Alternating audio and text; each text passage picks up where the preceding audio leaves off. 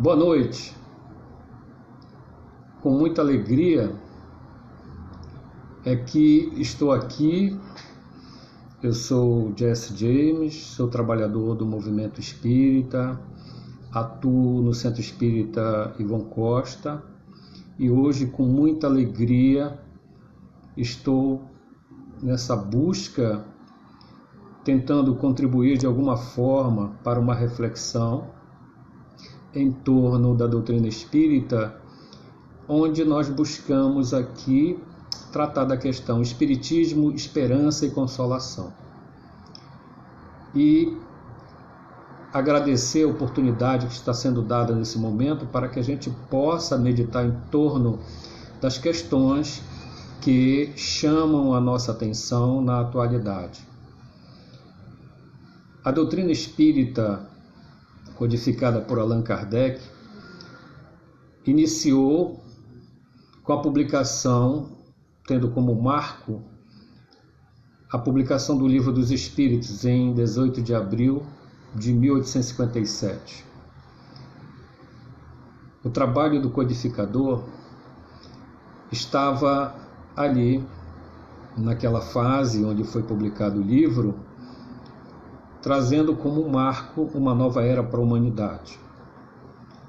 E Kardec, na condição de educador, ele trouxe para nós efetivamente uma contribuição que, na atualidade, está num grau de expansão, mas que precisa ainda chegar a vários recantos do mundo. No entanto, precisamos refletir em torno da finalidade, do objetivo da doutrina espírita na Terra. No Evangelho segundo o Espiritismo, Kardec, no capítulo 1, fala que é a alavanca que tem como finalidade a transformação da humanidade. Ou seja, é a nossa evolução. E Kardec, quando iniciou a obra, e aí a gente volta ao Livro dos Espíritos, que completou 163 anos no último dia 18, uma obra onde a gente vai enxergar a origem, a natureza e a destinação dos espíritos, que somos nós. E a doutrina espírita, ela se fundamenta num tríplice aspecto onde nós podemos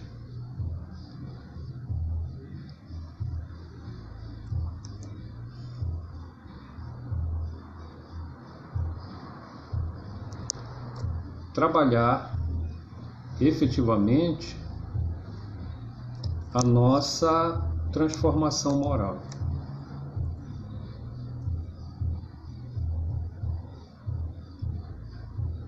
Há uma sinalização de que a imagem está travada, não sei se voltou.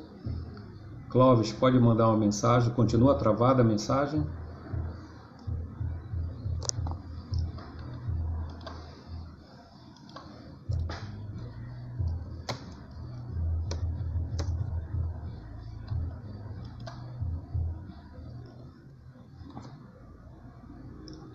Então, nós vamos dar sequência à nossa reflexão. A doutrina espírita, ela se apresenta sobre um tríplice aspecto.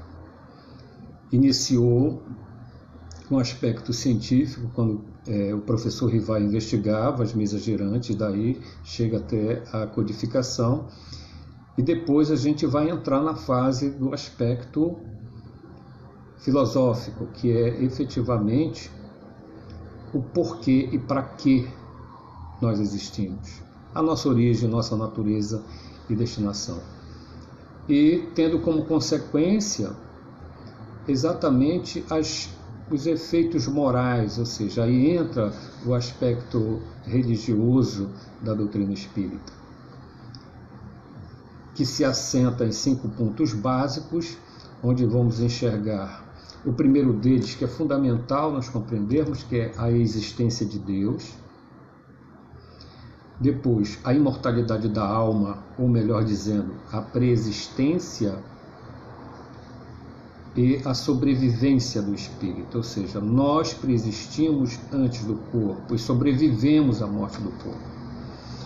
Em seguida, temos a pluralidade das existências, que é a reencarnação. A reencarnação, ela tem uma finalidade na Terra. Os espíritos que somos nós, reencarnamos com a finalidade da evolução, ou seja, o espírito mergulha na carne para efetivamente progredir, tanto do ponto de vista intelectual e, sobretudo, do ponto de vista moral. O outro ponto básico é a comunicabilidade dos espíritos ou mediunidade, onde é possível esse intercâmbio. E essa relação ela é incessante.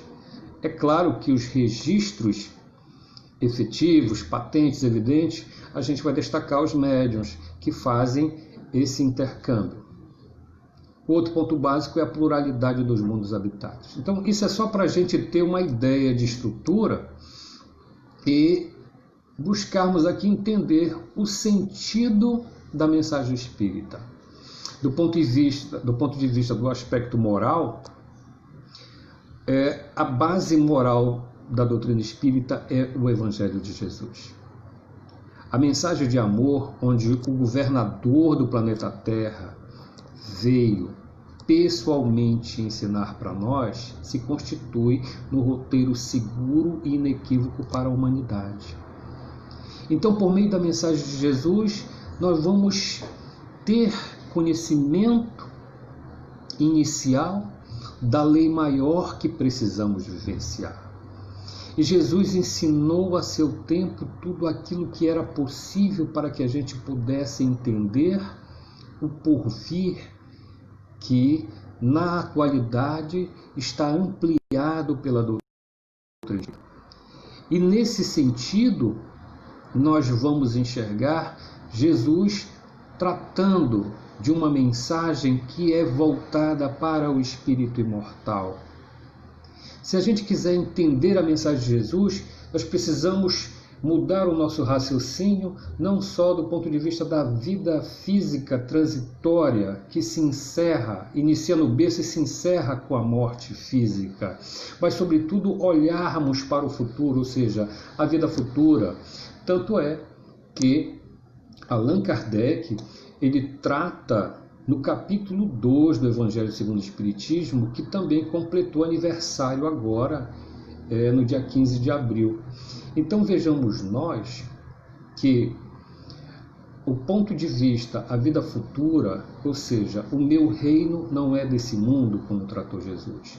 E é onde nós devemos focar, porque aqui nós estamos tratando de uma construção para um porvir de equilíbrio, de felicidade, mas essa felicidade pode ser experimentada ainda com as dificuldades que nós vivenciamos hoje, sobretudo experimentando esse momento de pandemia. A humanidade toda está hoje com essa experiência.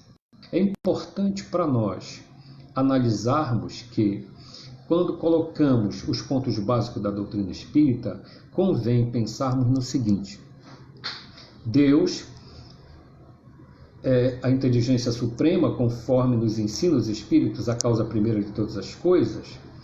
Então é o Criador do universo, o Criador de tudo que existe, material e imaterial. E as leis divinas, as leis de Deus, elas são imutáveis. Elas regem o universo. Deus rege o universo por suas leis, dentro das quais nós estamos envolvidos. Mas é importante para nós observarmos que Jesus, quando esteve conosco, ele disse assim, ele falava do reino dos céus e esclareceu que nós não poderíamos e nem deveríamos procurar fora. O reino dos céus está dentro de cada um de nós. Para que a gente possa aprofundar isso, nós vamos para a questão 621 dos Espíritos, onde está escrita a lei de Deus. Eles responderam na consciência, ou seja, a lei de Deus, a gente faz um link com a mensagem de Jesus, mostrando que é o reino divino. E quando nós passamos a conhecer a doutrina espírita, ela nos ensina a olhar para dentro de nós, para acessarmos esse reino que são as virtudes latentes, as leis morais da vida. E a compreensão dessas leis é fundamental para que a gente entenda a nossa realidade espiritual. E assim, nós, dentro da existência de Deus, onde tudo tem uma razão de ser, e sendo Deus um de seus atributos soberanamente justo e bom, que é um atributo que a gente não pode dissociar justiça e bondade, a justiça se revela pela lei de causa e efeito, e a bondade é a misericórdia que se manifesta sobre todos nós. Então é importante a gente compreender que a justiça divina é algo que funciona. Jesus já falava, até uma folha, não cai uma folha sem que haja permissão de Deus. Até os fios dos vossos cabelos estão contados. Então, é um primeiro momento de compreensão da existência de Deus. Depois, quando nós tratamos da imortalidade da alma, do espírito imortal que somos nós, que preexistimos e sobrevivemos, a gente começa a montar exatamente uma estrutura para que a gente possa ampliar a nossa visão de mundo, de realidade, de existência. De sorte que, quando Jesus ensinava o seu evangelho, e aí convém um destaque específico para a palestra, ou melhor, o ensinamento que ele trouxe para nós no Sermão do Monte. Certa vez, Gandhi falou o seguinte, que se fossem perdidos todos os ensinamentos sagrados, todos os livros sagrados da Terra, e restasse somente o conteúdo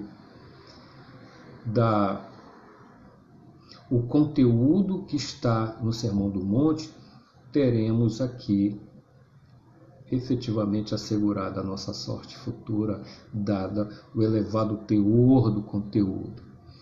Então, o que nós precisamos compreender? Efetivamente que dentro do Sermão do Monte nós temos as bem-aventuranças.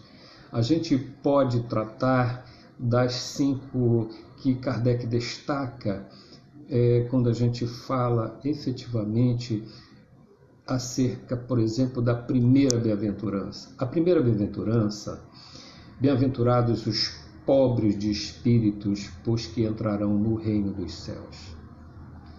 Então, o que vem a ser pobre de espírito? Ora, a compreensão do que é pobre de espírito trata-se não de uma aparência física, não de uma condição de pobreza intelectual ou pobreza moral, mas sim de uma condição de sentimento. É a humildade. A humildade, ela é o sentimento que é a base de todas as virtudes na linguagem do benfeitor Emmanuel, no esclarecimento do benfeitor Emmanuel, quando ele trata dessa questão, no livro A Caminho da Luz, quando ele fala da chegada de Jesus, e ele coloca aquela metáfora, a imagem da manjedoura, simbolizando o primeiro ensinamento, trazendo para nós a humildade como a chave das virtudes.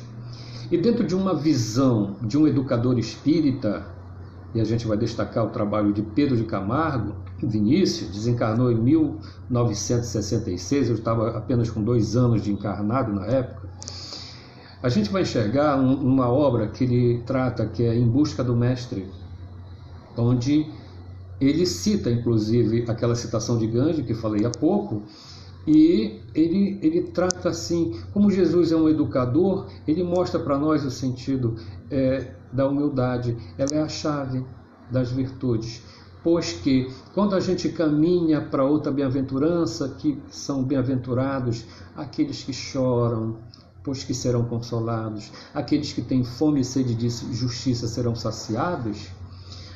E aí a gente vai meditar em torno, porque hoje muitos de nós choramos, hoje muitos de nós temos sede de justiça, mas seremos saciados. Mas como isso vai acontecer? Por que ele diz que bem-aventurados os aflitos? Mas quem são esses aflitos bem-aventurados? É necessária uma condição. Pois que quando nós questionamos, e sobretudo na atualidade, quando estamos vivenciando a pandemia, o coronavírus, muitos podem até dizer, mas essa praga de vírus veio só para nos perturbar, talvez seja um castigo de Deus, e pergunta-se por que Deus fez isso? E dentro da visão que a doutrina espírita propõe para nós, analisando o Evangelho de Jesus, nós vamos enxergar que a dor, ela tem um sentido, ela tem uma finalidade em nossas vidas, tem uma razão de ser. E se Deus permite, há um propósito dentro disso. E aí é necessário nós olharmos e propõe-se, ou propomos, ou a doutrina propõe efetivamente nós mudarmos o questionamento. Não porque comigo, porque com a minha família, ou porque, mas para quê? Senhor, para onde Tu queres me levar? O que eu preciso aprender com isso? Quando a gente muda de posição e aponta para essa direção, nós vamos sair de uma condição de revolta e irmos para uma condição de resignação. Mas a resignação não é acomodação. Resignação é uma palavra que propõe uma ação positiva.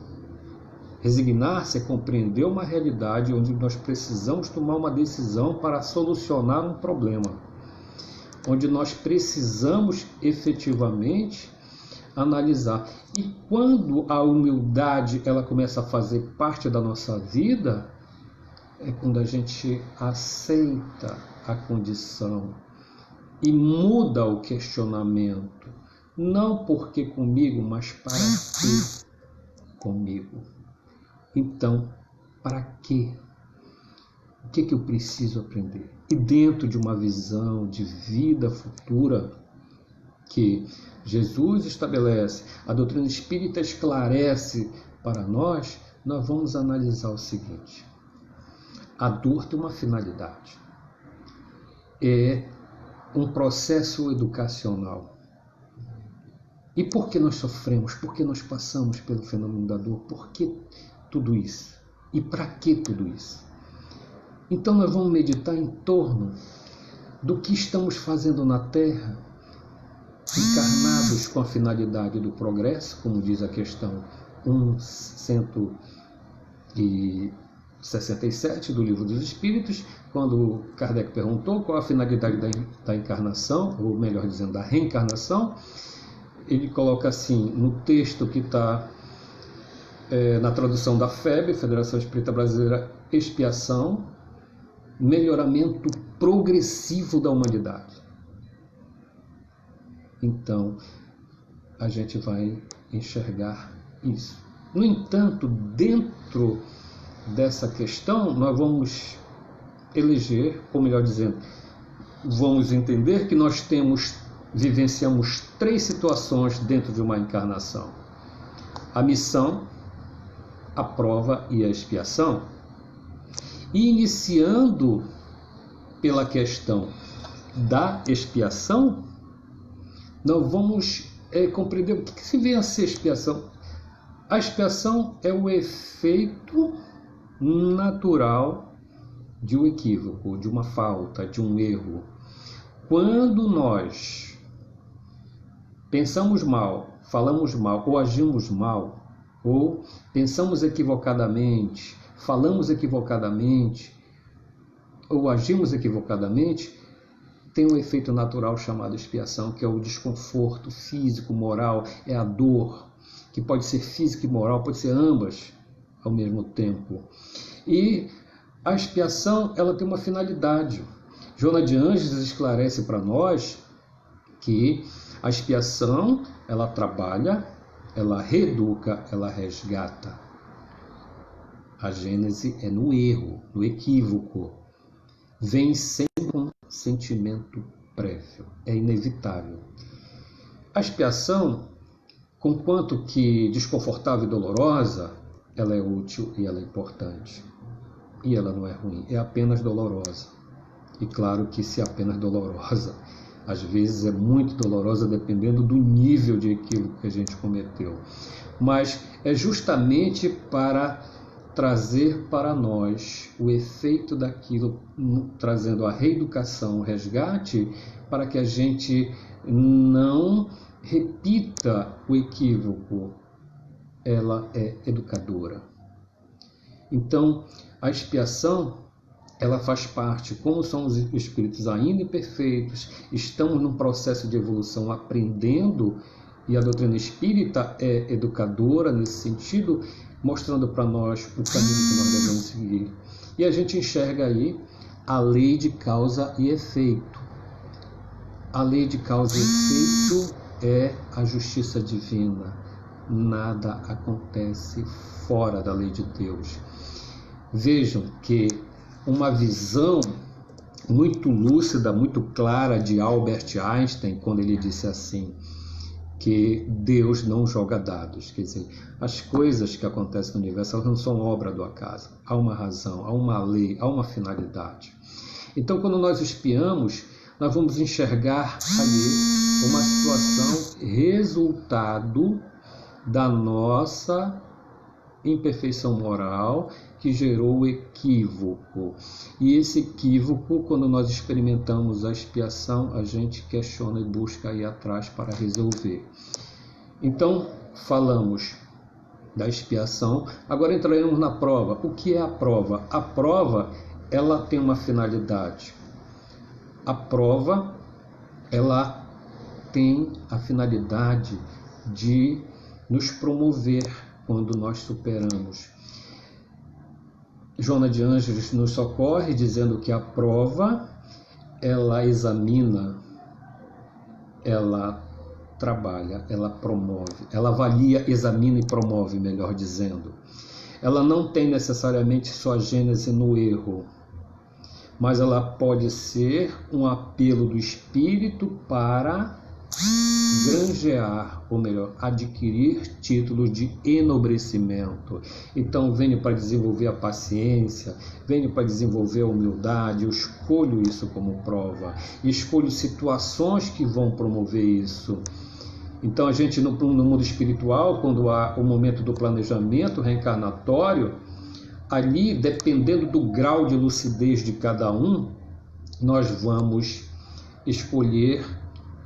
E às vezes a gente nem tem condições de escolher, porque a nossa visão está tão limitada, está tão deturpada, que esse planejamento ele pode ser feito pelos benfeitores, dependendo da nossa condição, até onde nós alcançamos. Quando a gente está com um nível de consciência um tanto quanto mais nítido, mais claro, a gente participa de uma forma mais efetiva nessas escolhas, e aí a gente já sabe de antemão onde a gente vai encarnar, a família que a gente vai viver, o país, o tipo de necessidade que a gente vai precisar passar, problema financeiro, problema de relação, dependendo das nossas necessidades.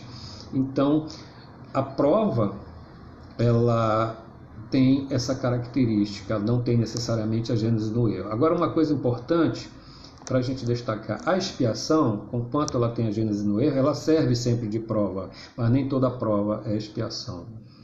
Tá? A expiação sempre serve de prova, porque ela reeduca, mas a expiação não. A expiação pode ser um momento que a gente escolha algo para que a gente avance na nossa jornada evolutiva.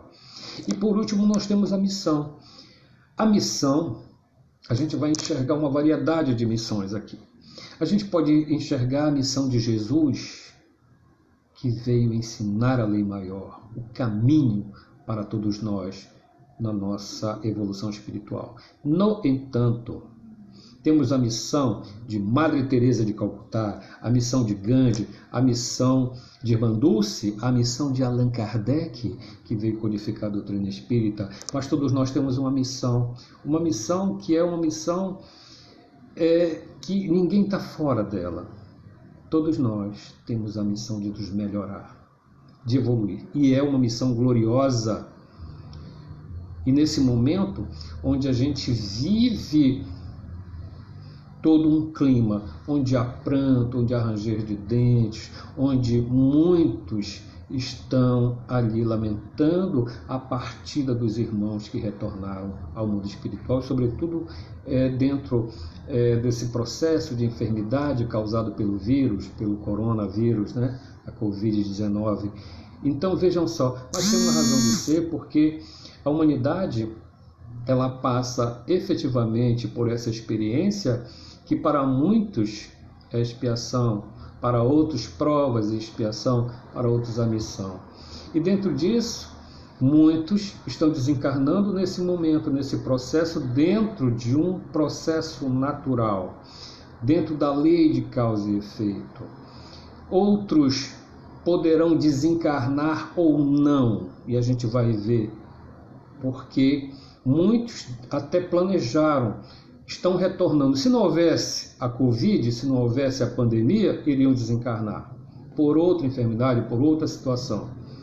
Então, nessa vibe da pandemia, muitos irão. No entanto, outros poderão ir ou não. E aí vai depender do quê? De uma condição chamada prudência. Porque vejamos nós, todos nós temos uma programação reencarnatória que a gente participou mais ou menos, dependendo do nosso grau de compreensão e evolução. Então, intimamente, nós sabemos o que vamos passar. A gente não lembra do detalhe do fato, mas, em grande maioria, algumas pessoas têm essa prerrogativa porque estão preparadas para saber, sentem com mais nitidez isso. Mas nós sabemos na intimidade do que nós precisamos de fato. É a lei que está gravada na consciência. Então, nesse momento, nós precisamos observar uma questão dentro daqueles que poderão ou não desencarnar, dependendo do comportamento. E aí a gente vai para a lei de conservação, que está na terceira parte do Livro dos Espíritos. O instinto de conservação, ele é uma lei natural. Ele existe de forma irracional em alguns seres e forma racional, particularmente falando no ser humano, falando da gente.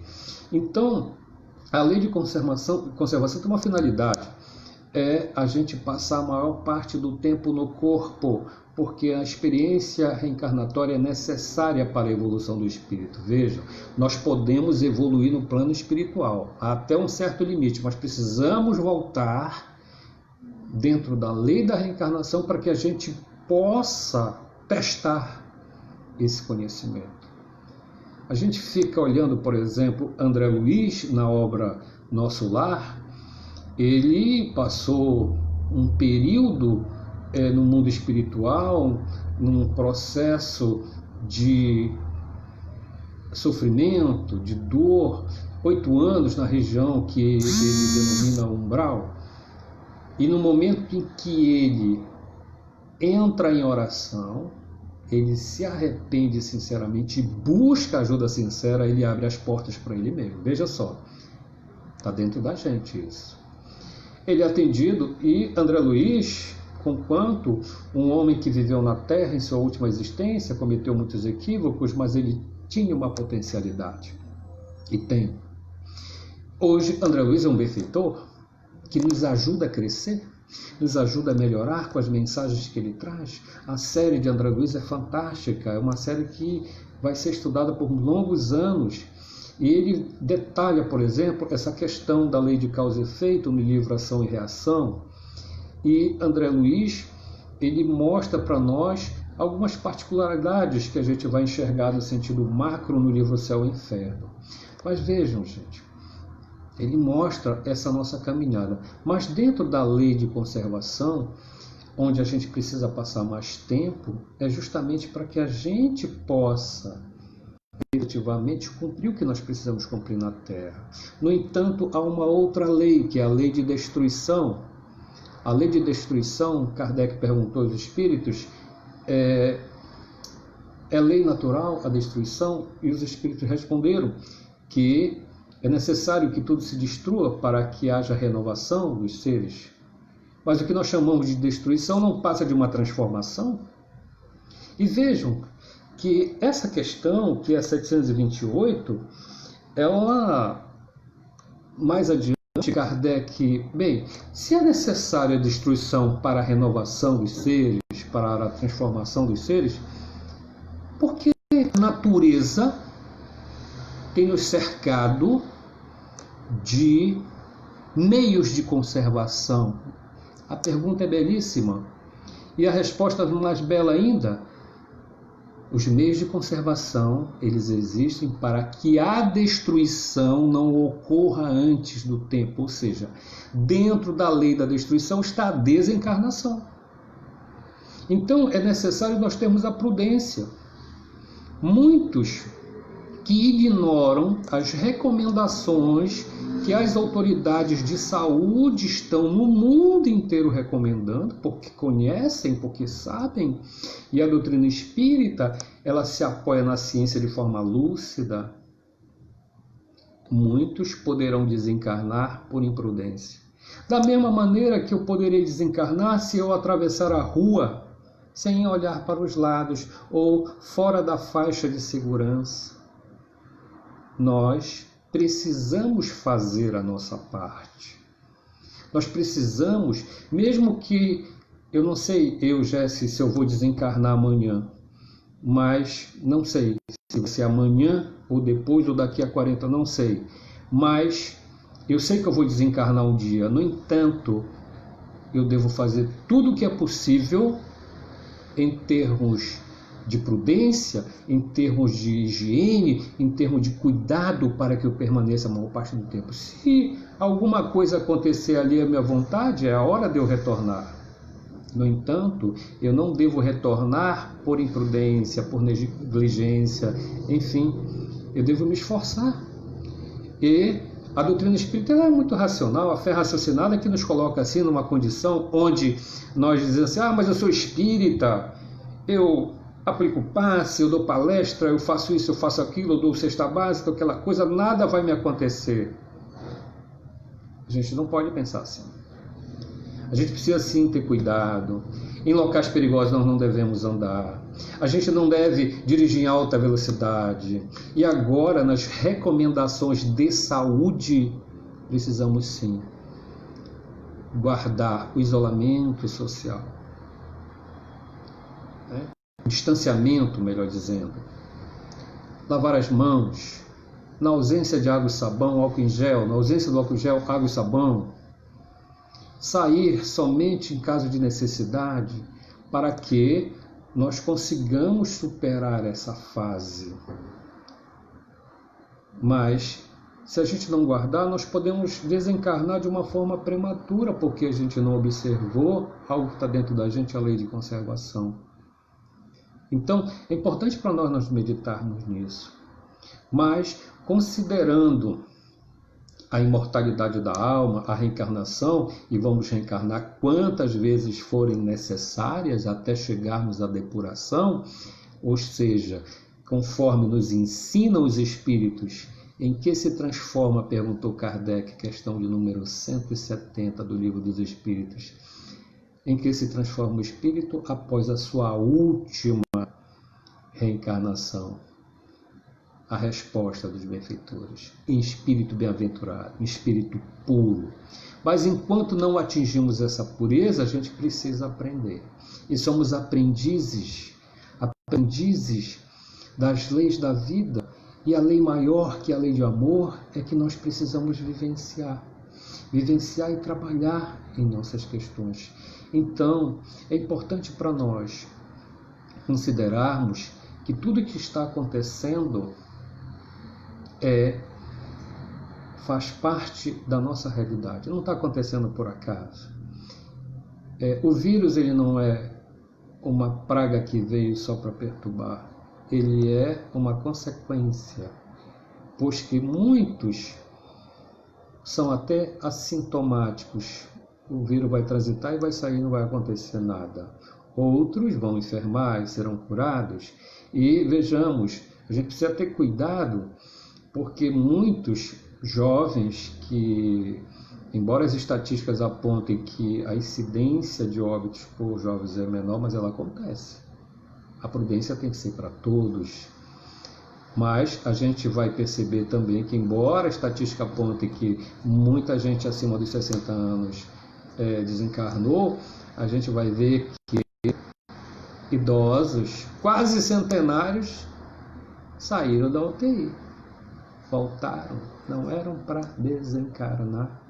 Então a gente precisa enxergar tudo isso. Não há privilégio na obra da criação. O vírus alcança todas as classes sociais, todas as cores, ideologias, não importa quem seja, mas a lei está dentro da gente. E a maneira que nós temos para vencer tudo isso é vivenciar a lei de amor.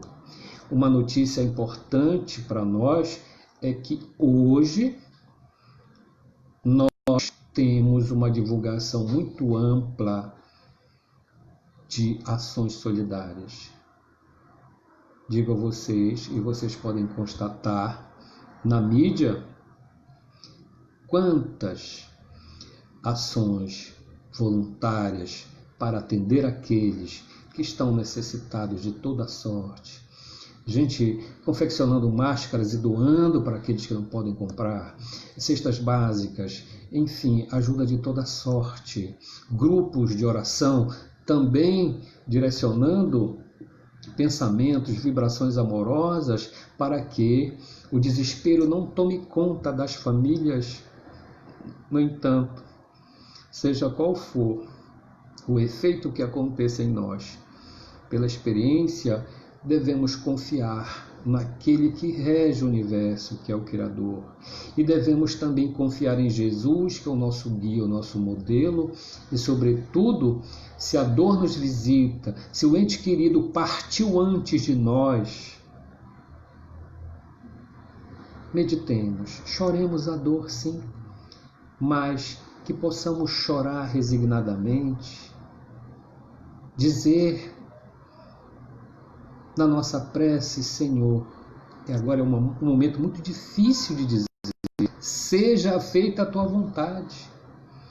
Vejam, eu quero abrir espaço aqui e trazer um breve relato acerca de uma publicação na Revista Espírita de novembro de 1865, cujo título é Espiritismo e a Cólera, onde nós vamos observar Kardec tratando dessas questões, e o texto ele é atualíssimo, é exatamente isso que eu venho comentando hoje, tem base no que está lá no texto, dentro da lei de causa e efeito, enfim, em cima dos ensinamentos.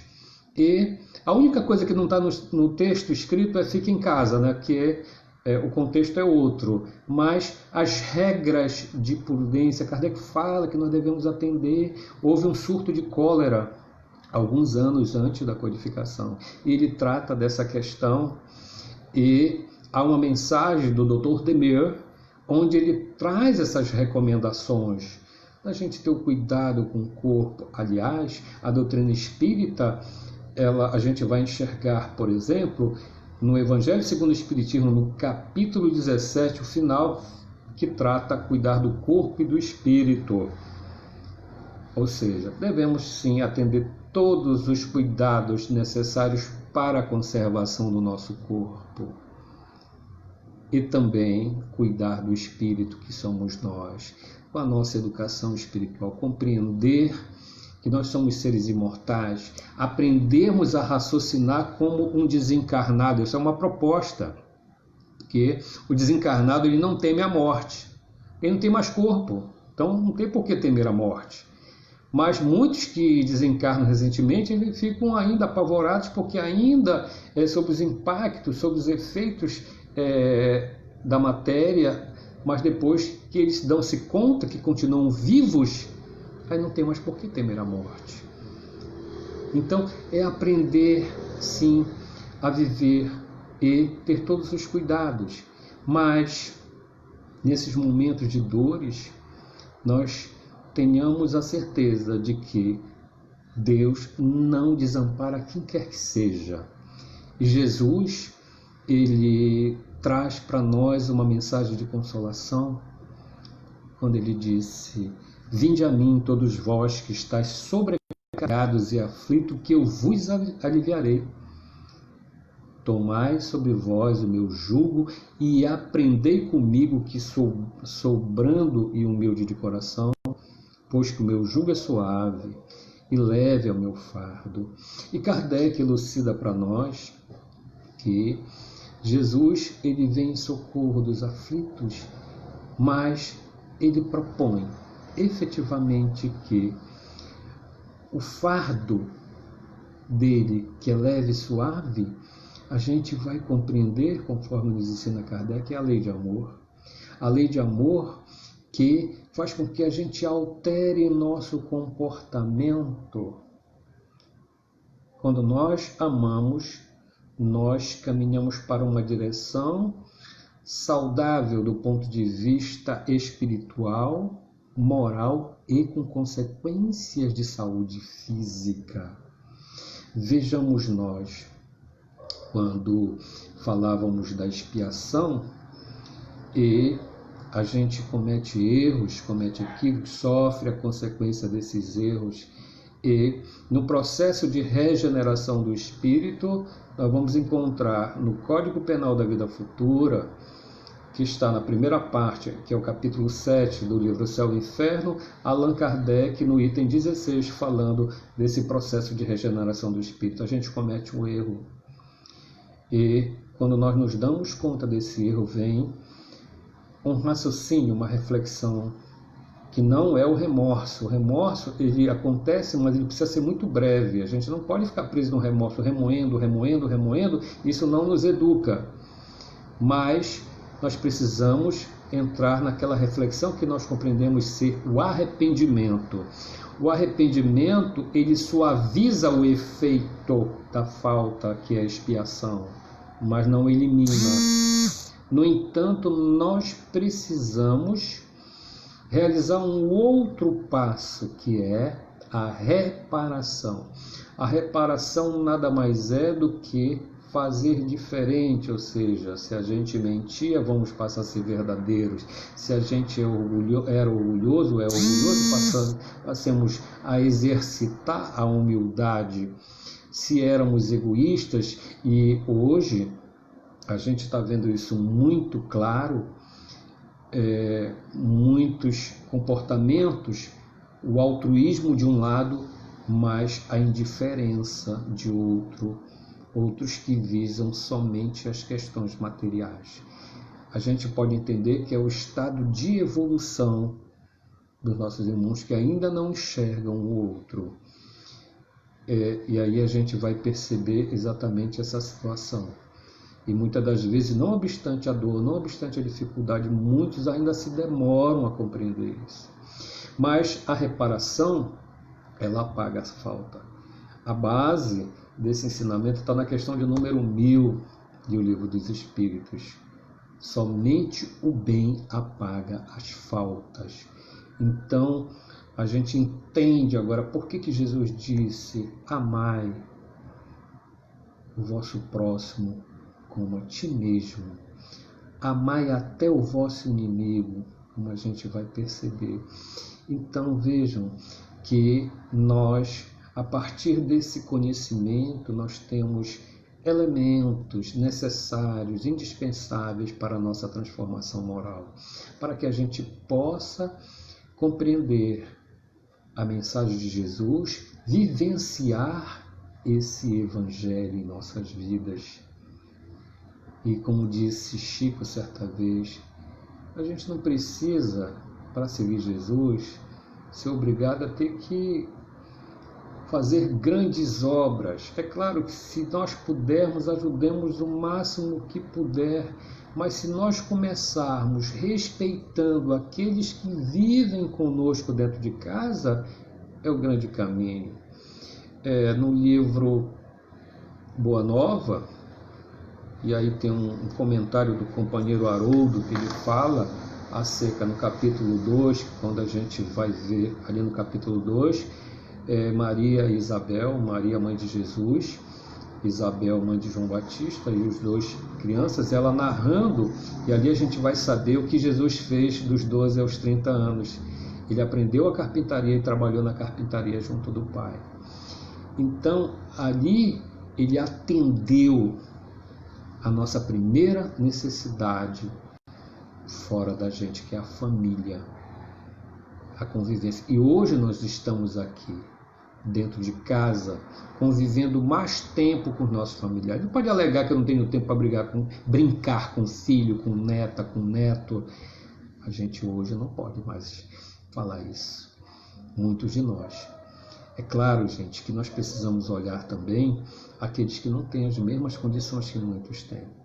Muitos que moram em condições precárias, que realmente é difícil. Como é que a gente vai manter um distanciamento social, isolamento, se uma casa de 3 cômodos tem 10 que moram lá? É um pouco difícil isso. Aliás, é muito difícil. Então a gente precisa olhar uma variedade de situações, mas nenhum de nós está desamparado.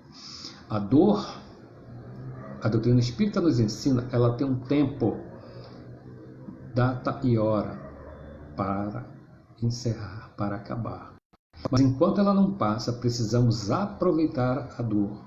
Mas não basta dizer sofra, que sofrer evolui. Sofrer não faz ninguém evoluir.